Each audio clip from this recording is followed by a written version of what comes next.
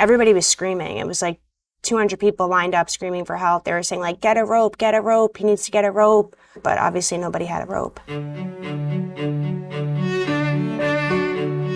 My name is Jenna Fanelli, and I put fear on hold when I rescued a kid who was in distress in the Hudson River.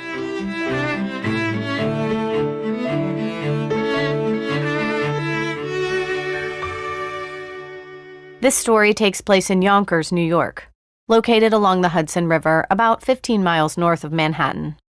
It was late summer, and Jenna Fanelli, a 23-year-old recreational therapist, was setting up activities for a group of girls. So that Sunday, I was with about 5 or 6 girls from my cottage, and we were going out for a recreational event to the Hudson River in Yonkers. It was about 5 to 10 minutes from the cottage that I worked at. I was a recreational therapist, and my job was to coordinate recreational activities within the community and within our facility for the girls to participate in. So I worked with about, I think it was at the time, 16 girls in our residential. I was in a residential cottage, and that's where they lived to help support them, and they went to school on campus. So we had them there at our cottage. Jenna was taking her group to the JFK Marina and Park, a popular spot in Yonkers for picnics, events, outdoor activities, and water sports. The park was bustling with kids and families, and the river was crowded. There was like 300 people at the event. It was a community-wide Yonkers event, so there was many people there. The girls and I were at the Hudson River to support the back-to-school event. We had a barbecue, we were able to do activities. The girls were there to interact with other girls and to basically just have fun and get ready for school. It was a Sunday, it was a really sunny day. It was around 6 o'clock at night. There were a lot of boats and jet skis out, a lot of movement on the water, a lot of people doing different activities, tennis, soccer, dancing. There was a DJ, eating, barbecuing. Really beautiful night. Jenna's night was about to change.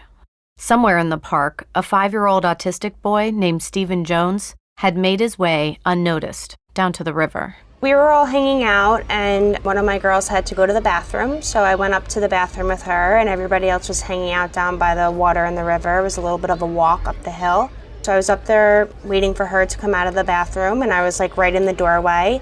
And one of my staff members came running up at the time and was like, there's someone in the river, we need your help, you need to hurry up. There was a reason Jenna's staff member ran up the hill to get her. They knew how good she was in the water. I was a lifeguard for a while at that point. I think it was 16 that I started, so I was 23 at the time. I also lifeguard at Andrus because we had a pool, so everyone knew I was the lifeguard because all the kids would come to the pool, and I would, as a recreational therapist, I would lead activities in the pool where I was the lifeguard. I also used to swim just for exercise, so I swam like a mile a day, so I had a lot of swimming endurance, and I always was a strong swimmer since I was younger. The camp that I went to had a pool on grounds, so we had swim lessons from K to 8th grade. I passed a deep water test at an early age as well. I just always had an interest in swimming.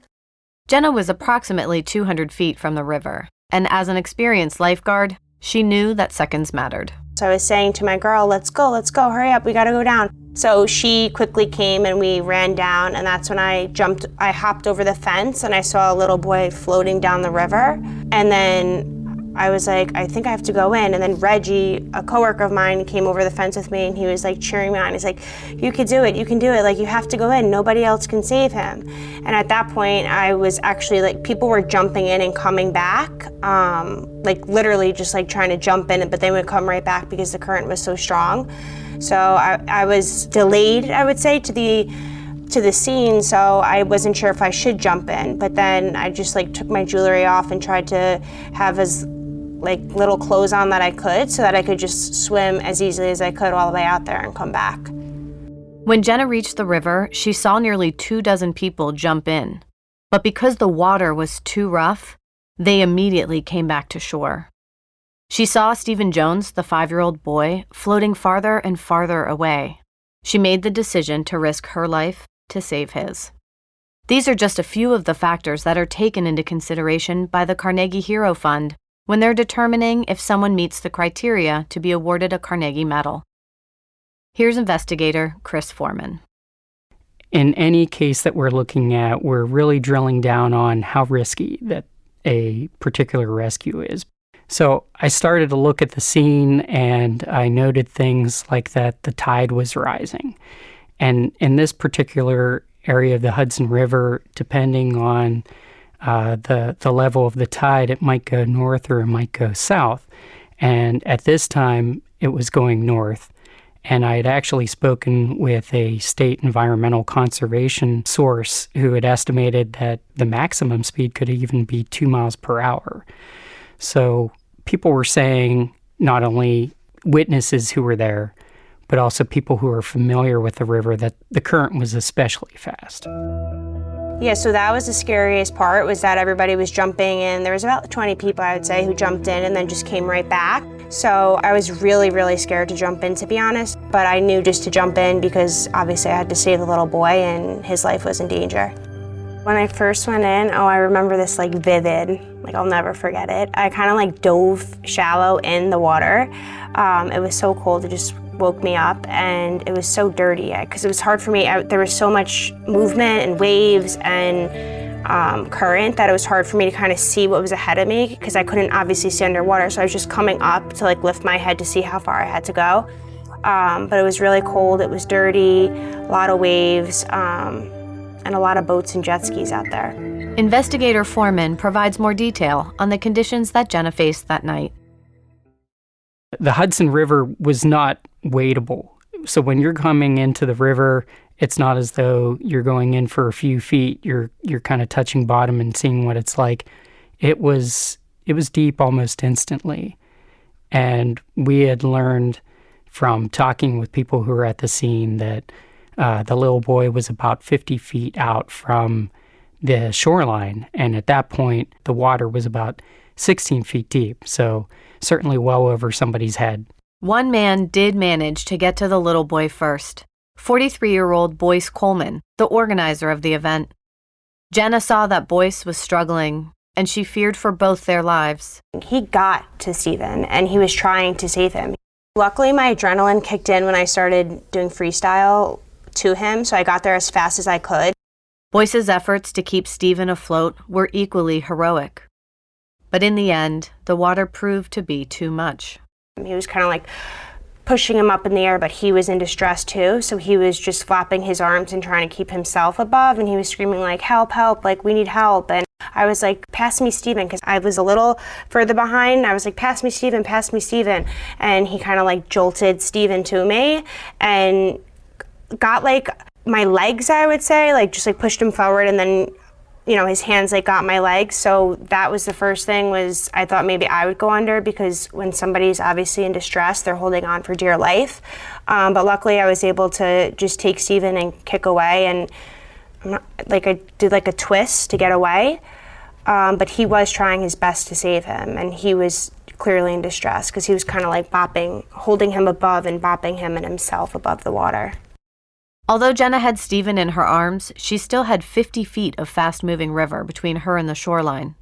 It took every ounce of her energy to make it back. Going there wasn't as long as coming back. Coming back felt like, honestly, an hour. It was so long. And, by that time, the current was so strong. I was also struggling with my clothes. My pants were coming down. Like, there was just so much going on. I had the boy in my left arm. I was swimming with my right arm. So there was just like a lot of thoughts going on. And I was just whispering to the boy, like, we're almost there. Like, stay calm. We're going to make it. I'm here to help you. Hoping that he would understand what I was saying. Jenna knew that Boyce was still out there. She hoped that maybe someone else had gotten to him and pulled him out. I didn't look back, but I had a feeling that, he was in severe distress, that was hard to come back up. Yeah, I felt a lot of pressure because people were lined up at the fence all the way down. So when I first went in, I felt like there was pressure to go because people were like, go, go. Like everybody was screaming from behind, and I was just like, oh my gosh, I have to go. Like there's not even an option. Like there's like 300 people screaming at me to go save him. And then my coworker was cheering me on. He's like, you could do it, you could do it. So I kind of just like trusted them and I guess myself and went in. And then when I came back, there was more pressure because a lot of people were telling me to go back in to get Scoop or Boyce. And that's when I really felt the pressure and I was like, I have nothing left in me. Like there's no way I can go back out there. Boyce Coleman, also known as Scoop, was loved by everyone in the community. Afterwards, the boy's mother, who was also a friend of Boyce, said, "It's hard because he went to save my son, but he didn't come back with him, and it hurts. It hurts me." It hurt Jenna, too.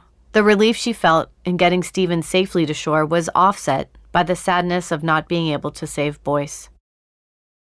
He sacrificed his life for another, and for his heroism, he was awarded a Carnegie Medal. Here's Chris Foreman again, investigator for the Carnegie Hero Fund. As much as possible, there was an effort to talk with people who had been with Boyce to learn where he was before, to talk with people who had actually seen him jump in and describe especially what he had done. So when there would be a point where the award would be announced by the commission, there would be an award summary for Boyce that would describe specifically his involvement, and one for Jenna that would describe her involvement. The participation by each would be something that the commission is saying is worthy of the Carnegie Medal for having performed an extraordinary act of heroism. Yeah, and I always think, like, how come I got lucky enough to come back and he didn't? And, you know, like, he has his friends and family and himself and all the life that he grew together in Yonkers with all those people who were there. He put the event together as well. He helped coordinate the entire event. But I will still always wonder, I think forever, that, you know, how did I get so lucky to be on the other side? Jenna may have been lucky, but the events of that night took a toll on her, both mentally and physically.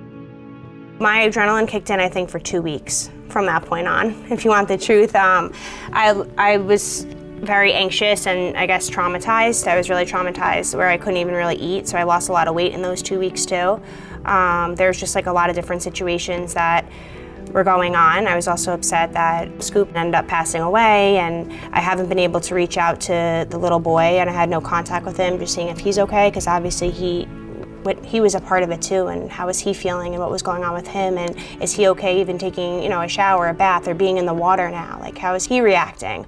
It took a long time for Jenna to come to terms with the troubling events of that day, but she came away with a new outlook that gives her strength in tough times. Yeah, so ever since that situation, I have a new perspective of life. I had a situation where I now think back, I'm so lucky to be alive. So I try not to let the little things bother me. Life is so short, so just try to go day by day and live in the moment. Jenna remembered another day when luck intervened on her behalf, which makes one wonder, was it really luck or fate? When I was younger, in 8th grade, I was crossing the street with my 2 friends, and we were linked arms, and I was in the middle, and my sandal came off. So I ran back to get my sandal. We're jaywalking in the middle of the street, and I turn around, and my 2 friends get hit by a car. One flies down the street, and the other one flies into a parked car, and luckily they're okay to this day, but one broke her hip, one needed a ton of stitches in rehab. Just a lot happened, and I just stood in the middle of the street like, how did I get this lucky? For her efforts to save Stephen Jones from drowning in the Hudson River, Jenna Fanelli was also nominated for the Carnegie Medal.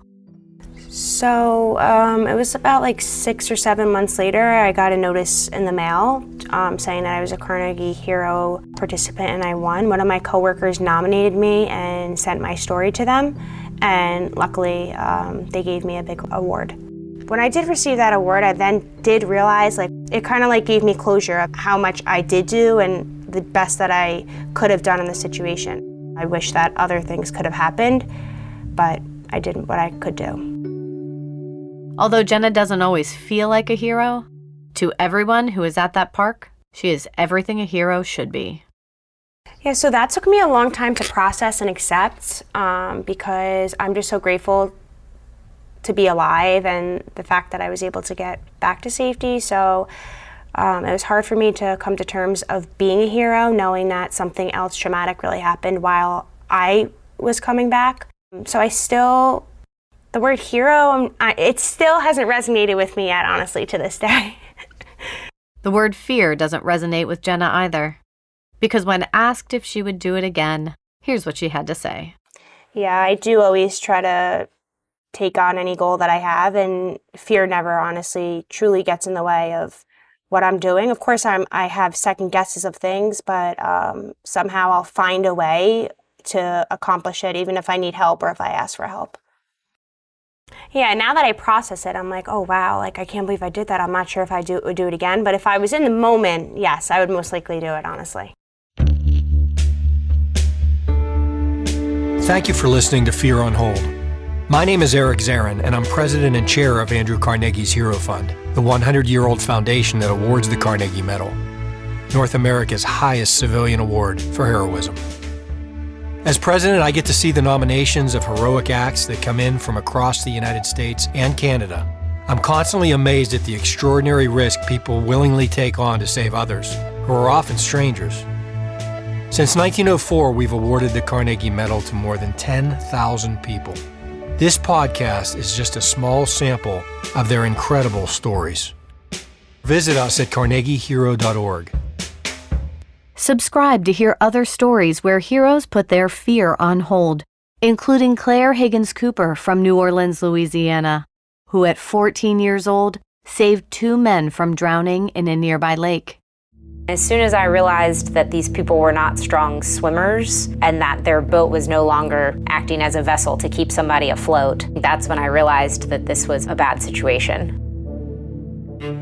These heroic stories are based on investigative reports made by the Carnegie Hero Fund Commission and the personal memories of medal recipients and witnesses. Fear on Hold was produced by Big Science Pods, Bill Garrison, and the Carnegie Hero Fund Commission. Funding was provided by the Carnegie Hero Fund. Original music by Big Science Music. Thank you to all of the heroes and witnesses who participated in this podcast. And a special thanks to all heroes everywhere, past, present, and future.